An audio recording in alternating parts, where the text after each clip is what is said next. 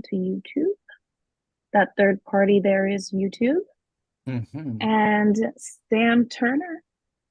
I think Timothy will be joining us shortly. He's usually our gracious host who is very, very good at introducing and hosting. But since he's not here, I have to say that Sam Turner has been a very influential poet in my career as a poet. And I'm so grateful he's here the second night with us to do Sam's advanced poetry workshop for kind people. Sam Turner, take it away. Hi, everybody. Um, so, um, my name is Sam Turner. I've been writing for quite a long time. Um, I guess my claim to fame is having won a series of Bronx Council on the Arts Poetry Awards. Um, and then mostly here in the city, I read around at some open mics. I do feature readings when I get a chance. I'm part of a writers group that meets a couple times a month. Amy's a part of the group. Um, and um, I guess that's my big claim to poetry fame. And Amy and Tim asked me to lead this workshop. So the point of the workshop is that it's Sam's Advanced Poetry Workshop for Kind People is that, so poetry is great and I love doing poetry, but actually you may have experienced this in your lives. Not all poets are such lovely people. And I prefer to do poetry with kind people in a kind way, uh, because what else is the point? I'd rather be with kind people who aren't very good poets than with excellent poets who aren't very nice people. That's just the way I am. And so what I encourage us to do here in this workshop today is to be nice to each other. So, we're here to share our work, and to be an audience for each of the person presenting. And then I hope that the person who's presenting their work, if they know what they would like to hear about their piece, like for instance, hey, I have this piece and I'm not sure about the opening line, or here's my piece. Like, do you feel the energy in the second stanza, or is it too slow? Is it too fast? Does the ending work? Like, if you have specific questions that we tonight can help you with your piece, it'd be helpful if you could ask that question of the group and if we could help you to answer it. If all you want to know is what we think about it in an open-ended way, that's great, because we all want to know what people think about our piece in an open-ended way. But if we can be more specifically helping you, that's also great. If there are things that you don't want to hear, please let us know that. If you don't want to hear uh, line changes or advice about changing a stanza, then tell us, I don't want to hear that stuff. I just want to hear something else. And other than that, if what you think you're going to say isn't, given in a spirit of trying to help somebody, then don't say it. Like, let's keep it yourself. Hopefully we're not trying to show off or be whatever. We're just trying to help you guys with your work. And I guess that's about all I have to say. If we could just quickly go around, with like under a minute, 30 seconds, just say who you are, where you're from, and like one thing about your stuff with poetry would be helpful, just so we've heard your voice before you hear you read. And then the way that we'll conduct the workshop is the person reading will read their piece, and then if someone has something that they want to comment on it, they can comment on it, and we'll try not to talk over each other. And we'll try and be relatively brief in our comments. Mona, you want to introduce yourself to people first? Sure. I am in central Indiana. My pronouns are she, her, and I have been writing since I was 5, and I have a whole lot of publications. Awesome. Thanks, Mona. Welcome. Was that quick enough? That was perfect. Susan, you want to say hi? Oh, yes. I'm hearing voices but not seeing who's speaking, which is bizarre to me. Anyway, I don't, who just spoke? Sam. No, you, And Mona spoke beforehand. oh, that was Mona. Okay, Yeah. great, great. Okay.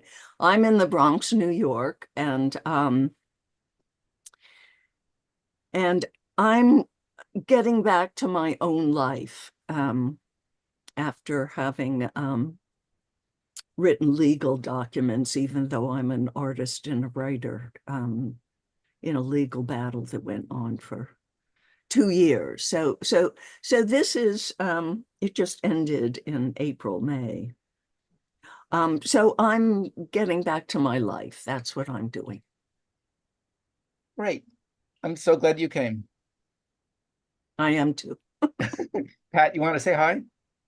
Hi to everybody. Pat Gallant-Wyke. I mostly do literary nonfiction essays and poetry, both. The muse has, I think, taken a vacation lately from me because I'm less prolific than I was in the last few months. And yes, a lawsuit, if that's what you're referring to, as opposed to legal work like a job, is very draining. And it can take yeah, I hear you. Yeah. Yeah, I represented myself. What you read at Art in the Basin about your father, I was really wonderful. I just wanted to interject that. Well, thank you. Thank you for even remembering. Thank you. I appreciate it. Anyway, so yeah, we were involved in a lawsuit with our landlord, so it takes everything out of you and you can't write when all that, or at least I can't. So trying to get back in the swing of things.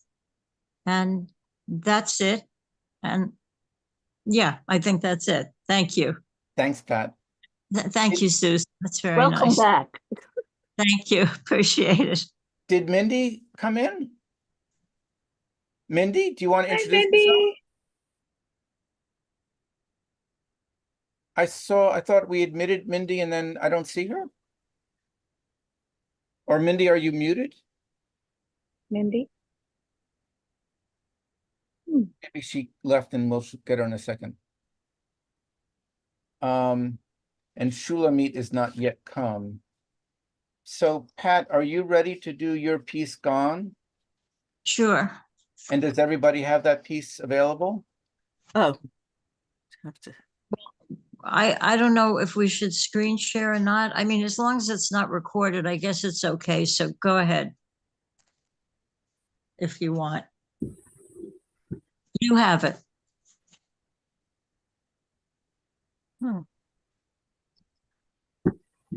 So I have to make this smaller. And Mindy, is that you that we?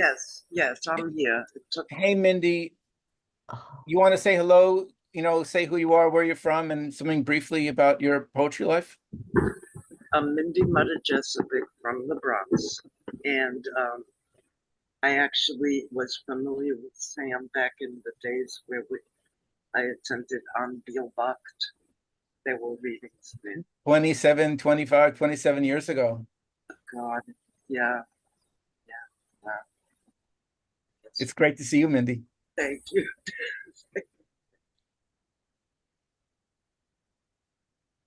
All right, working on the screen share. Oh, you look so nice. And Tim is here too. Right, Tim? I am here. Sorry, I had technical issues, but I am here now. Welcome, Sam. I Yeah, guess I'll just urge you to continue like you've been doing. okay. Pat, if you want to read your piece and then we can hear comments from everybody. So I guess to answer your question, by the way, I'm from New York City, Manhattan. I think I'd like an overview, and I just want to make sure that what I'm saying is understood. I mean, the meaning. Yep. Okay, this is called Gone. And then parentheses on April 18th, 2016 for Martin. My heart dove, then escaped my chest, exploding across a white wall like a splattered tomato, leaving bloodstains everywhere. Can scientists find what lies inside the DNA evidence on the once barren wall? They can spin, shake, microscope, and know what I am made of who I came from, but can they see the DNA markings that carry my memories of you? Can they see the day you made my heart stand still, the days the sun rose just for us? Every droplet has a different story, a different day, a different night. Memories are now yanked from me, careening me back in time. It takes my breath away. You held me in your arms, and I remember how my heart leapt that first time, then a lifetime of times, now left wondering what to do with a heart that longs for before, when my lungs were filled with air, when my soul was safely cradled, yet now sinks so far into my chest as to explode and make graffiti on the nearest wall. Mm. Mm.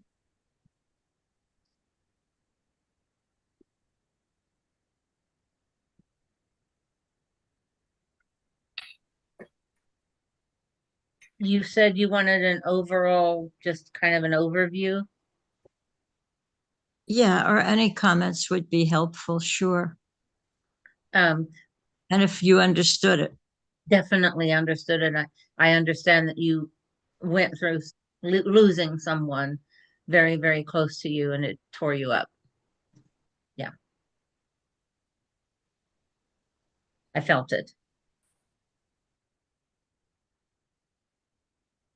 I liked the way it ended when it sort of got tied up. I don't have it in front of me.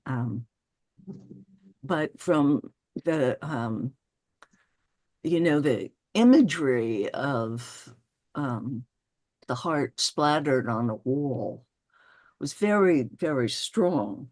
And then at the end, you came in again with that imagery, but talked about it as graffiti, which I thought I really liked the way you started it and ended it with similar images, but different images,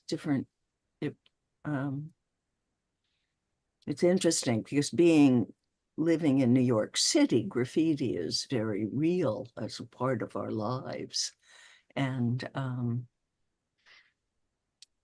it was just imagery wise, it was beautifully done. Thank you.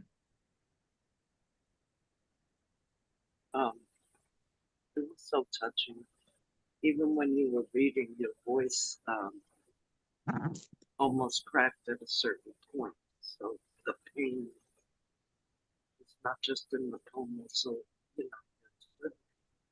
Mindy, can you speak a little closer to the mic or a little bit louder?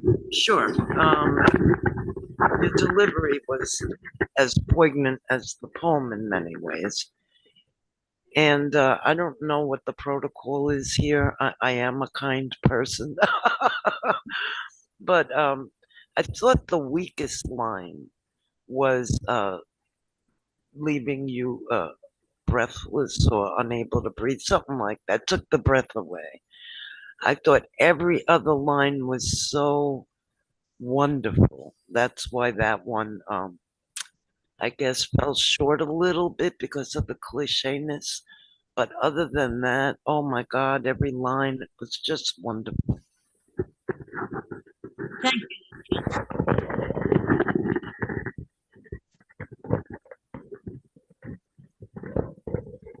Did you want line critique, Pat? If you'd like, sure.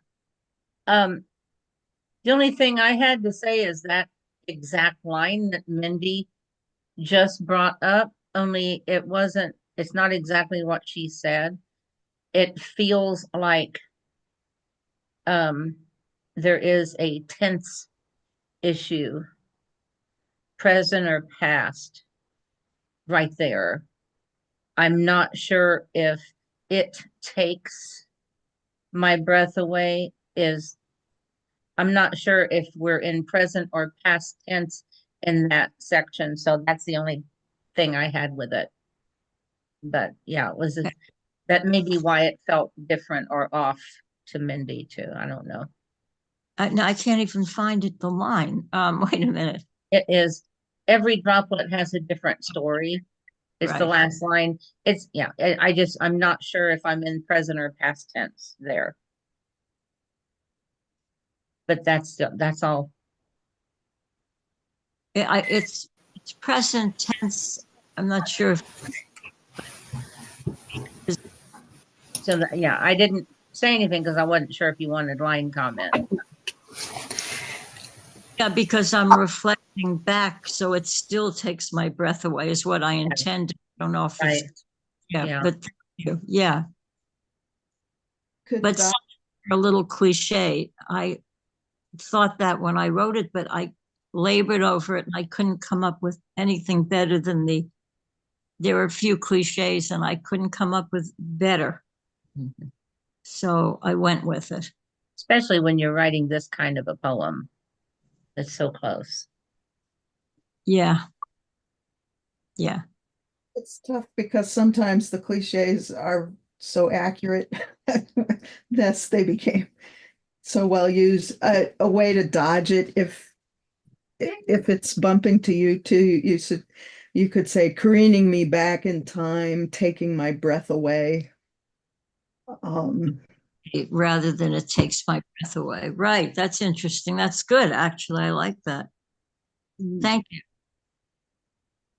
So maybe we should move on to another one. I think we have, Can I just say something? I thought that you let people say something after just for clarification. The reason I asked the overall and what people thought is because in a writing group before the pandemic, somebody thought it was about a murder because I mentioned the scientists, the DNA, but it wasn't a murder. It was that I lost my husband in 2016. That's what it's about, but it wasn't a murder. So I want to make sure it didn't appear to be a murder. It was not.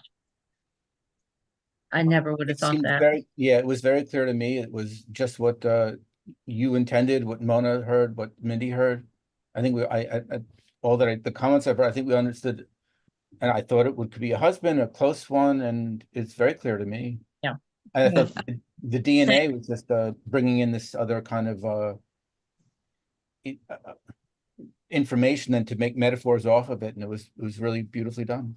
It was really nice. It's like he was in your DNA and you were part of him. So that's what I got out of that part. Yeah. Thank you. I just wanted to make sure that Yeah. wasn't the reaction. Okay. Thank you, everybody. You're welcome. And I'm sorry, Shulamit is not here. I've not seen him yet. No. So we're moving on to Or Mindy her. now. Yep. Mindy, are you set? I sent it in. Do you share it? Or... Would you like me to? Oh, yeah.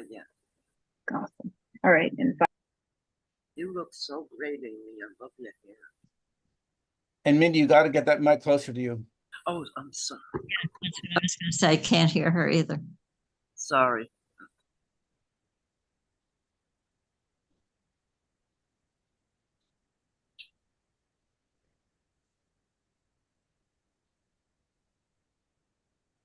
For a woman. So many parallels to my life as I auditioned for the role of a divorced woman, a woman who left her husband for a woman, except the woman I left my husband for was me.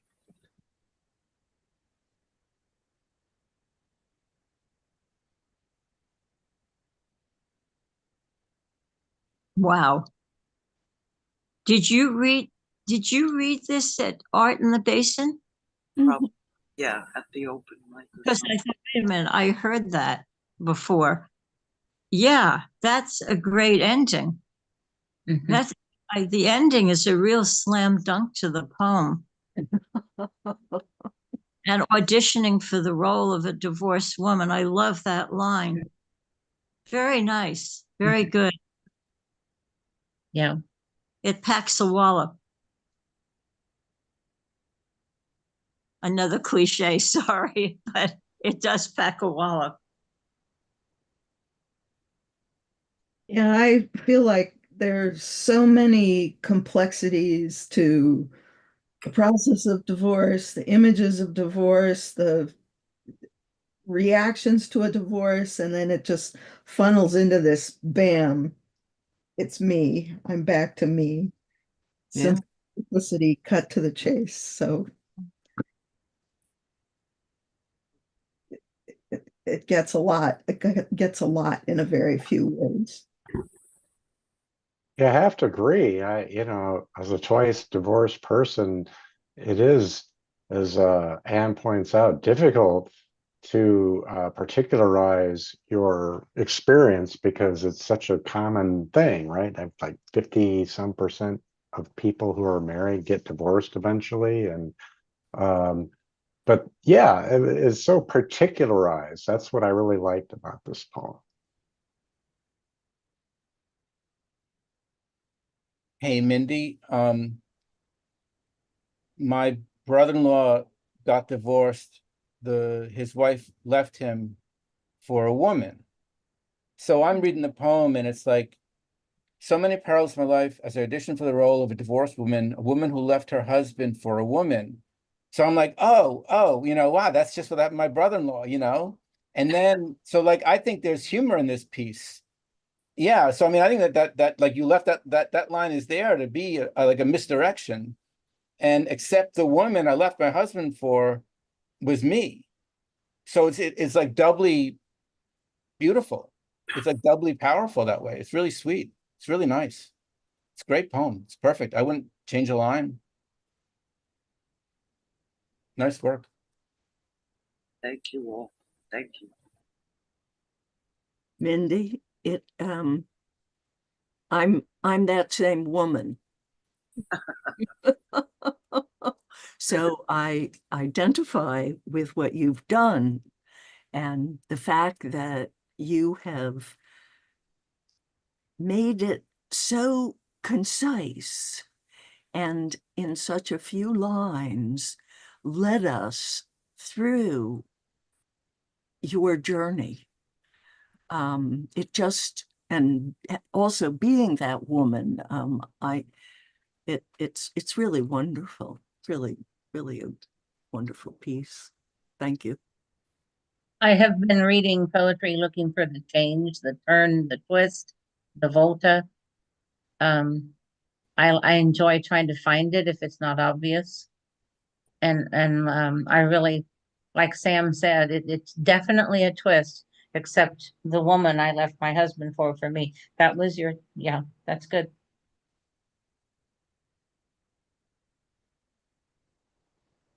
Mindy Matasiewicz still killing it after 27 years. Thank you.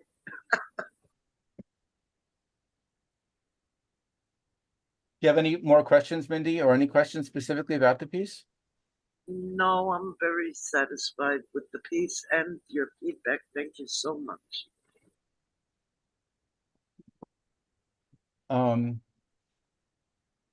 Wonderful. And then, forgive me, Susan, is your piece the temporary housing? Yes, You want to do that piece now? I can do that now. I just have to, I'm playing around with the setup here. And I'm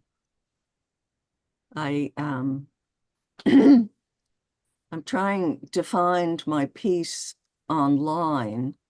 It doesn't, so I'm going to just read it from even though I posted it, I can't find it. Would you like me to screen share? Oh, yeah, you could, but I also have a copy here, but I can't if it's screen share, then at least I'm talking to you. I'm not looking down, which, yes, that would be nice. Thank you. My pleasure. This is new to me. I'm still very challenged by it. Well, I taught online for 2 semesters during COVID, but that was ended in December of 2020. So, okay. Let me get this bigger. What kind of comments would you like? Thank you for reminding me. Well, I'm going to give a little intro to this because this was written in 2004, 2 years after I left my husband, for myself and also for my daughter. So and the thing is the legal battle I just fought was again against the same husband, now an ex, because he took me back to court.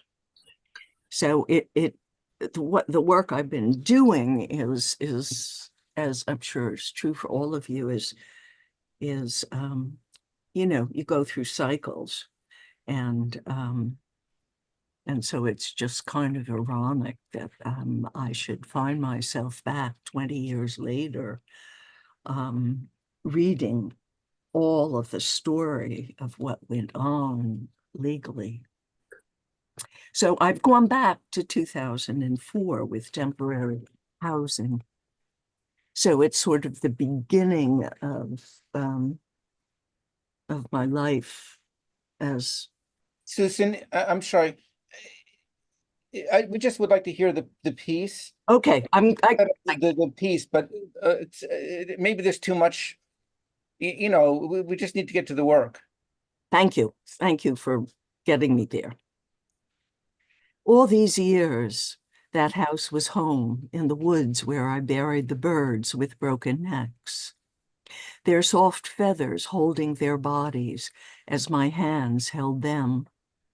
They had flown into the glass of the house.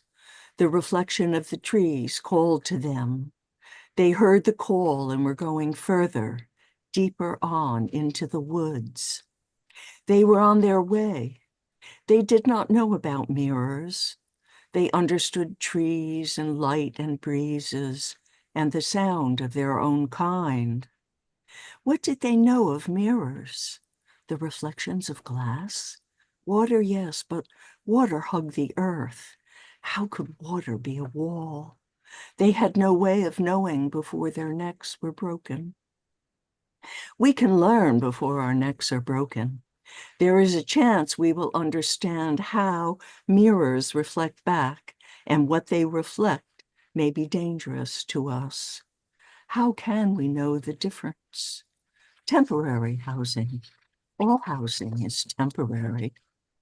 The pastel bird singing high in a tree, calling, calling, alone at the top, and far below in the distance is the house. A pastel bird of a different sort, singing from high on top of a tree, singing, singing, and far below in the distance another pastel house. In the woods behind the pastel houses, an open space where a young girl comes, bird in hand, carefully wrapped in tin foil, a trowel in the other hand. She will be back with an American flag for Memorial Day parades on small town streets.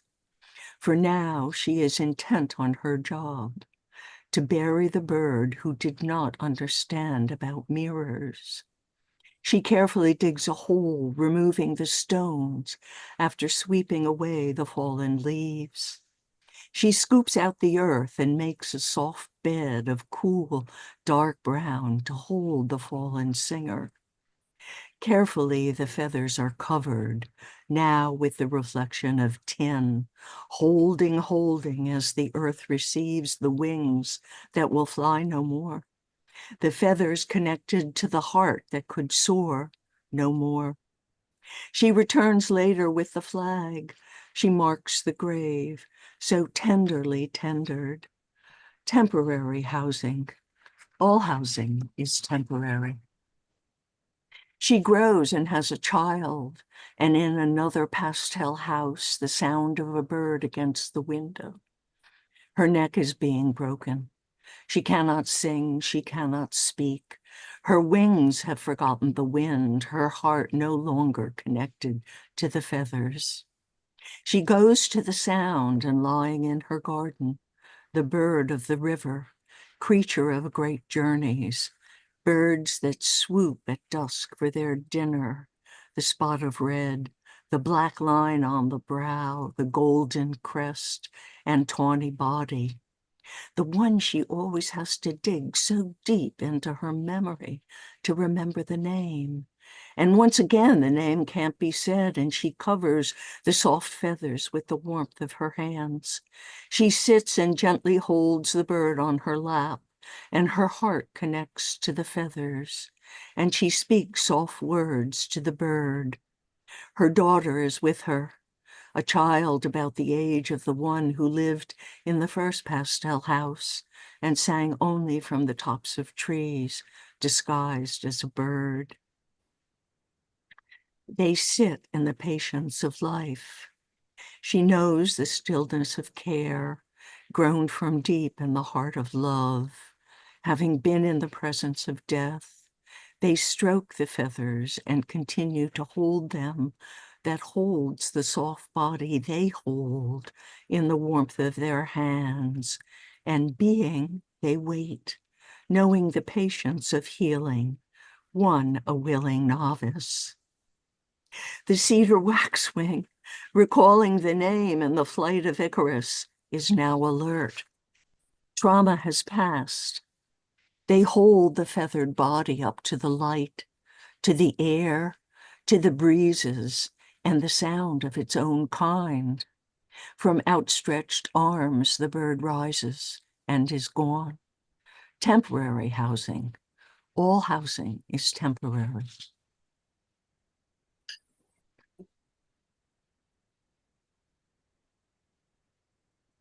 I'm not sure if I heard what kind of input you want, Susan. I'm sorry.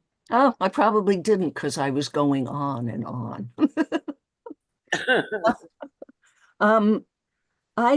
The thing that when I thought about that after reading what Sam said in the written intro thing, I thought what was how this holds up when it's 20 years old. I guess that's and then there can be specific things related to that question. So do you want specific input about lines or words or anything like that? Why do people's mouths not move? Anyway, I want to know whether this, I mean, you all are poets. I've been writing since I was a child, but I've taken, I was a visual artist. I took other routes. I just would like to know what your response is to this poem written 20 years ago. Well, I'll go ahead and start since I asked you the question.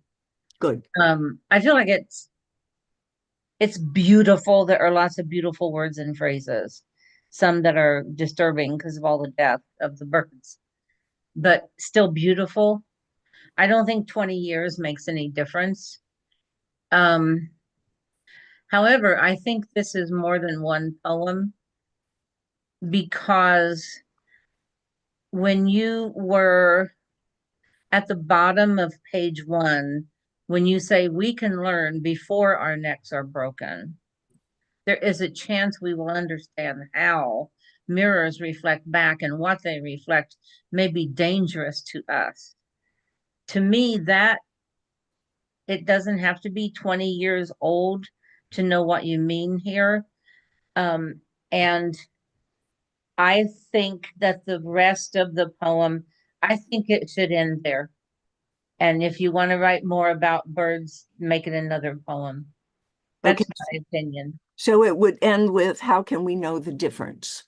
Or all housing is temporary, but I don't even know if I'm sure about that because, yeah, but I really do believe it ends there. And the rest of it was more about the birds and not about how we can learn before our necks are broken, which to me felt like a good lesson, a good message.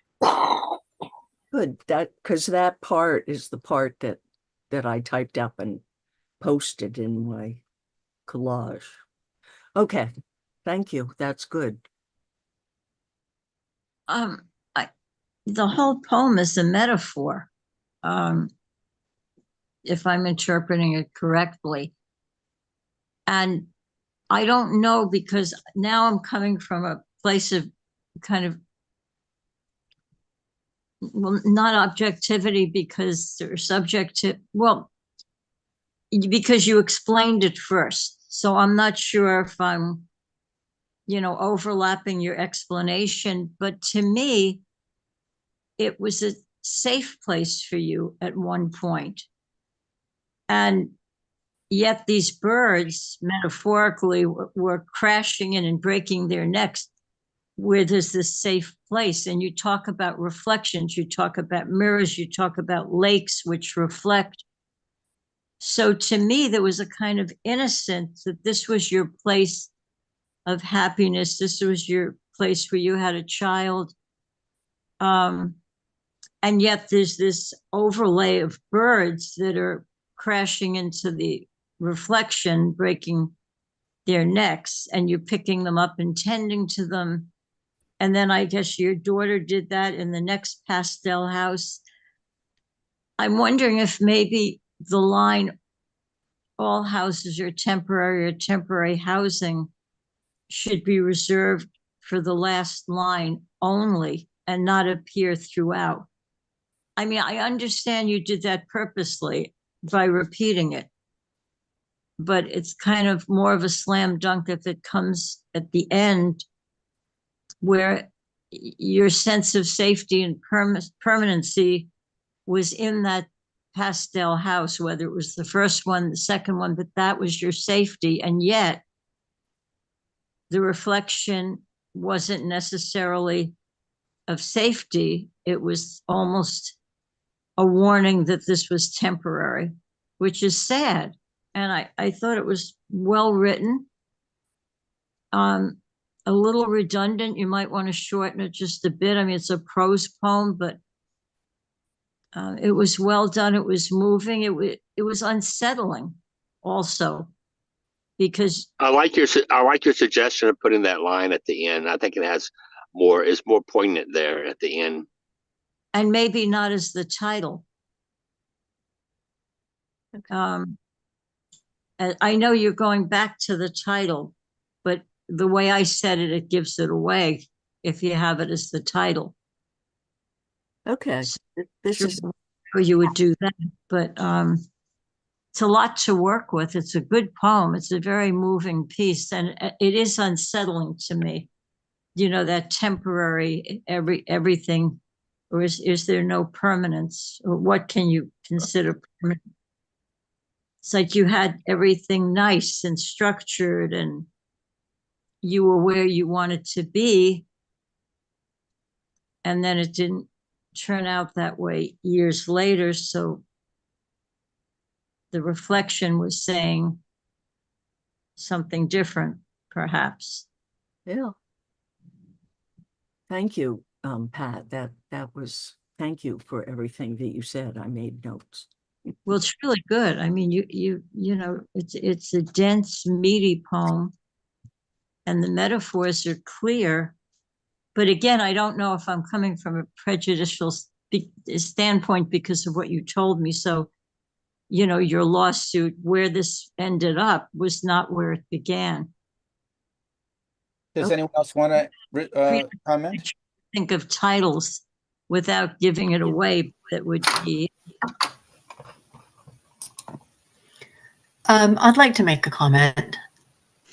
Can you hear me? Yes, She Dragon, yes. Okay, great. So there's a part about she will be back with an American flag for Memorial Day parades on small town streets.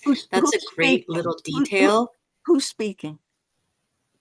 I am not on the screen because I'm on my phone and a TV. She Dragon. So anyway, so that's a great little detail, but I don't understand why it needs repeating later with she returns later with the flag. It's like, can't you just put that down at the bottom and just make it one thing as opposed to she will be back later with an American flag and then she returns later with the flag? That's a good criticism. Thank you. It's a great little detail.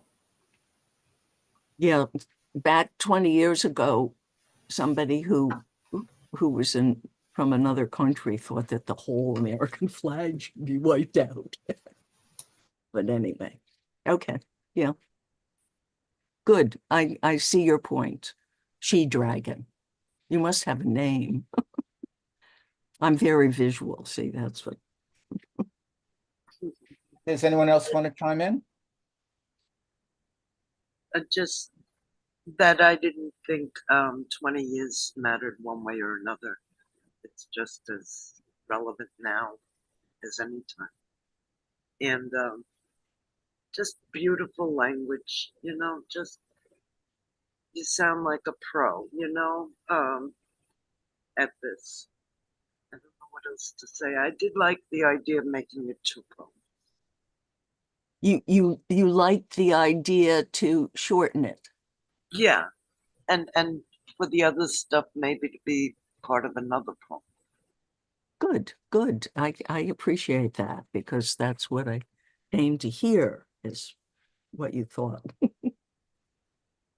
And we want to move on to the last poem I think we have lined up by maybe the Emily poem. So let's move on to that. But my favorite stanza, Susan, was the she goes to the sound and lying in her garden, the bird of the river, the spot of red, the black line on the brow, the golden crest and tawny body, the one she that was sort of the most lyrical section for me, and I really liked that. That's maybe page 3. At least I print out. And 20 years makes no difference because I just hear it as happening now, as a poem happening now. The 20 years means nothing to me. I just read this happening now as itself. So there's no issue with that for me. You read beautifully. You have a beautiful reading voice, and you're I think you give your piece a great platform by the way you read it, that you really care about each thing that you're saying, and it comes across that way, and that really means a lot. It's really well done. I guess I like that you finally get to Cedar Waxwing, having talked earlier in the poem about not being able to name it or not knowing what the word, not coming up with the word, and then you finally kind of get to Cedar Waxwing. There are some things that are too complicated to go into in the format that we're in, but well done, and thank you. Thank you all. And so, do you want to say who you are? We didn't. You came in a little bit late, and then yeah. Did you say the Emily poem? That's me, Mona. Oh, Mona. Oh, okay. So what? I'm Yeah, not sure who sorry. you're talking to. I'm talking to you, Mona. I'm Okay. sorry. Okay, because you were saying Yeah, but you because said the Emily poem, so I was confused. Yeah, sorry. My screen had like an M pop up, which obviously was Mona, but I Oh. Forgive me. Okay. Are you ready for me to read? We were born ready for you to read, Mona. Okay. Emily was devastating. She wrote about everything: imagination, nature, God, death, afterlife, all at once. She wrote about poetry, to live in a giant metaphor, possibility of poems, though in the closet she pursued poetry. She would not be still with her narrow hands open wide. She invited us into her poems. Emily wrote about sex. Pretend a hummingbird to sip only me, soft velvet plush, hidden lip to the ruby depths, longing for wild nights, rowing out to sea to moor with the object of her desire. Emily wrote about her period. Something happens in a fragile young mind, a splinter, hormones. Floods slit the hills, there is no turning back. A girl becomes a woman. The aftermath can be destructive. And then I have references at the bottom. And I'm open to anything you want to say. What are the references? They're on the page 2. They are references to different Emily Dickinson poems, and she never titled her poem, so I didn't title this one. Do you want me to read them to you? Yeah, I do. If nobody. Okay. The references are wild nights, wild nights. I dwell in possibility. They shut me up in prose. The brain within its groove.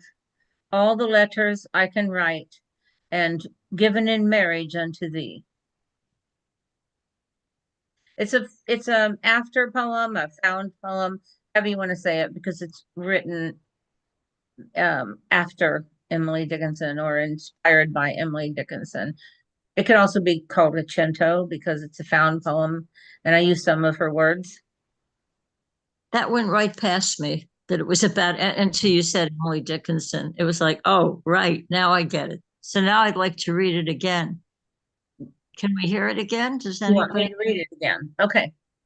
If Emily was devastating. She wrote about everything: imagination, nature, God, death, afterlife, all at once.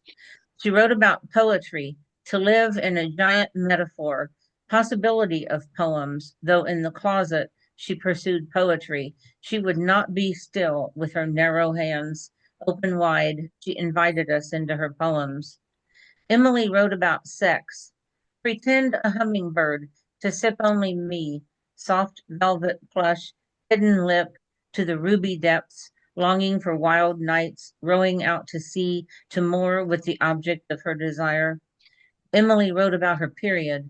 Something happens in a fragile young mind, a splinter, hormones, floods slit the hills. There is no turning back. A girl becomes a woman.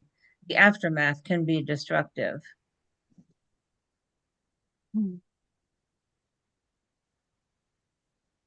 one line that jumps out at me twice is where you said she opens up and opens her hands and invites you into her poem. Is that what the line is? I didn't Yeah. for some, I would have liked to just be, she invites us in.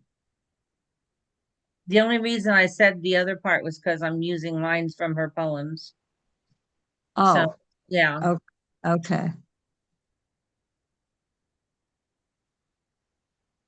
And I like the whole poem, everything about it I like, but the last line, I don't know, the last line I think could be stronger. It's strong, but I don't, it doesn't necessarily refer back to what you're saying. I think it should be devastating instead of destructive. Because I say that in the first. What do you think? I don't know. I think there's more agency with destructive, devastating is sort of Okay. the result. And I like, it's so vigorous. I'm gobsmacked by the Emily Dickinson part. I want to go read all Emily Dickinson's poems after this. It's just so active and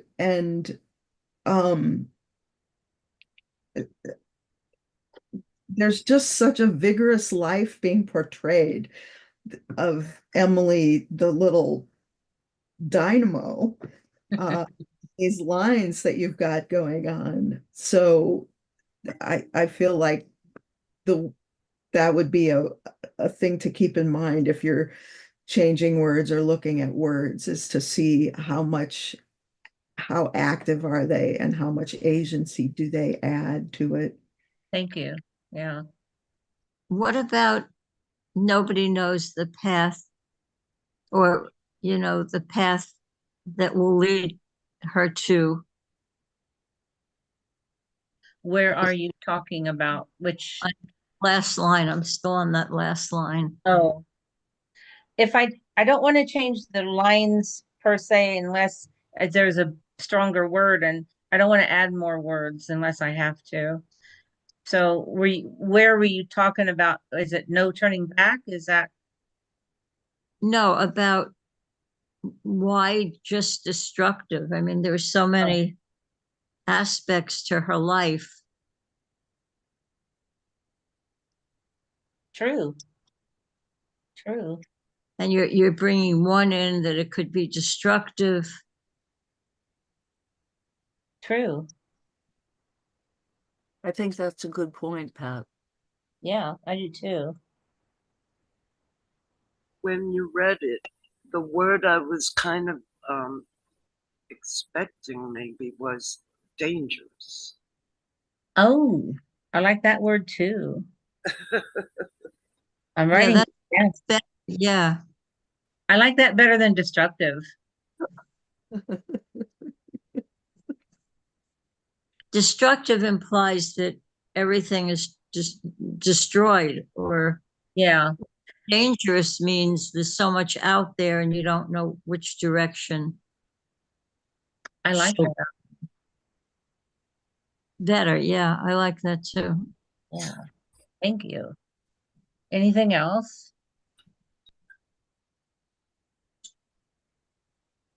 Most of the words I did get from those poems listed there. So if you, Anne, if you wanted to read some of her poems, I'll copy that and put it in the chat. Good. That would be that. Mona, most of the lines are straight from Emily. Not straight, but taken. That's why I kind of call it a cento, because you can do that with, yeah, from those poems. Not straight from her, but inspired or taken. Some are like a splinter in the last stanza that was taken Yeah, from 'cause her. it's so strong. So Mona, I'll give you my, you've been writing forever. You have 2 books, you're an editor, you're all these kinds of things. So I'll give you my slap up Please thing. do. Please do. I think I don't, the first 2 stanzas are just, I'm now being a little obnoxious, but I'm trying to be kind. Even so, you can ignore me and stuff, but that you can hear my opinion and you can discount it. I think the first 2 stanzas are just setting it up. They're just informational. And I think the poem actually starts at Emily wrote about sex, which is, it's like, bam, now we're there. Okay, Emily wrote about sex. Hummingbirds are great. The sip only, all that stuff is great. I guess they're roughly from Emily, those lines. Great. Now, and then the last line, which you didn't like very much, a girl becomes a woman, devastating. A woman becomes a girl becomes a woman, whatever that last thing is, like get rid of the line and just have it be the one word thing, which is like, I thought devastating that you brought from your first stanza down to the bottom, kind of lifts it and jiggles it and juggle, whatever. That's my rap. You like devastating better than changing it to dangerous. Yeah, I mean, and you already had devastating in the front. Yeah.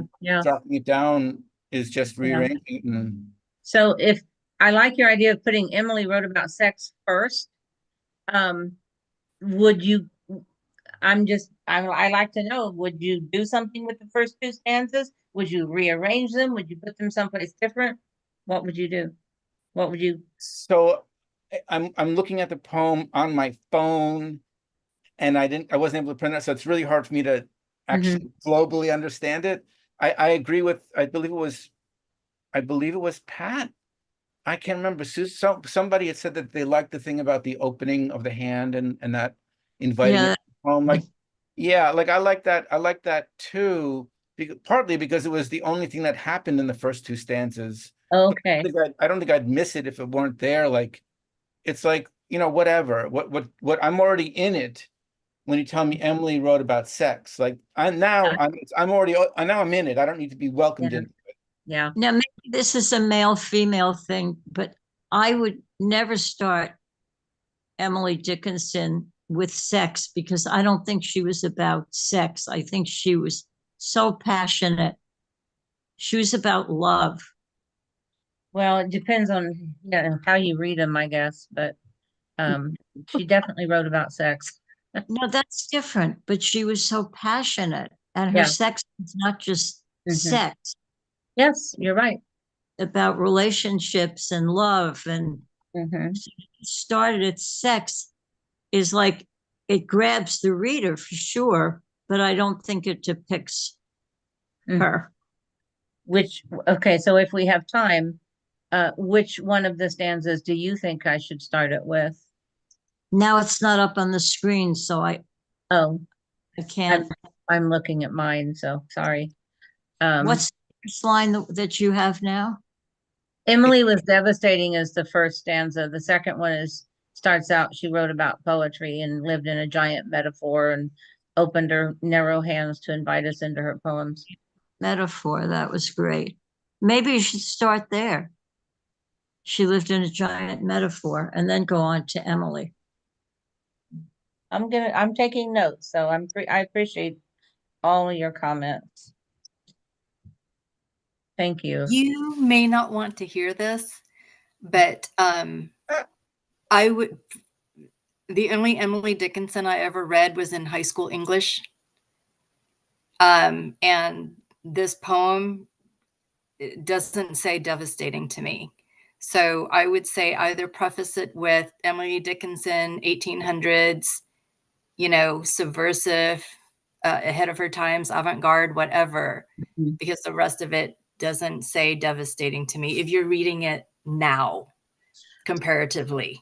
I think it doesn't say that in the first two stanzas for sure. I'm not totally, but okay. I take your comments. Thank you.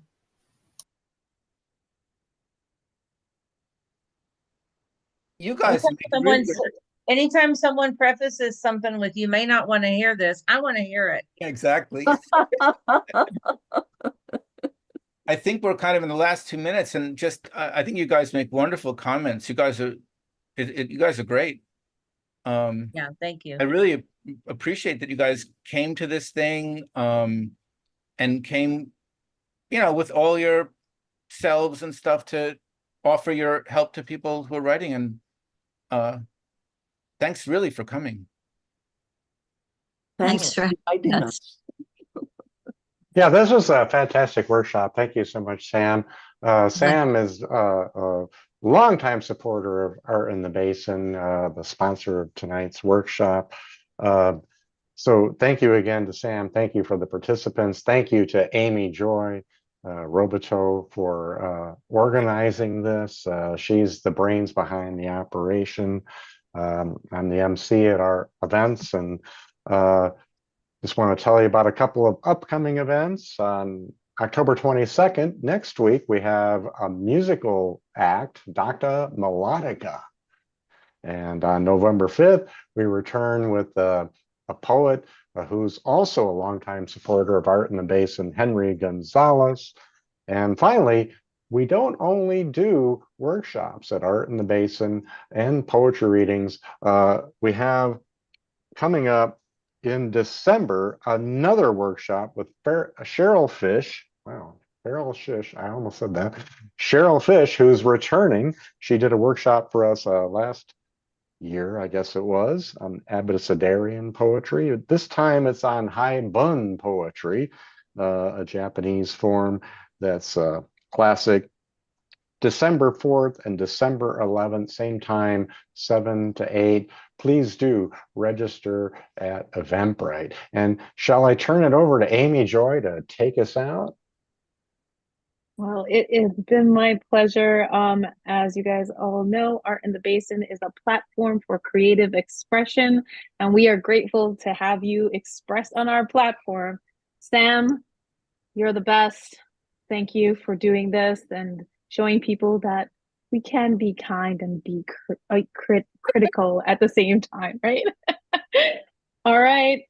Thanks again, Timothy. Tim W. Brown, host with the most, and everybody who participated. There's still an active folder. Use it. We'll pop on periodically and look forward to it. Thanks. Thank you. Bye, Thank everybody.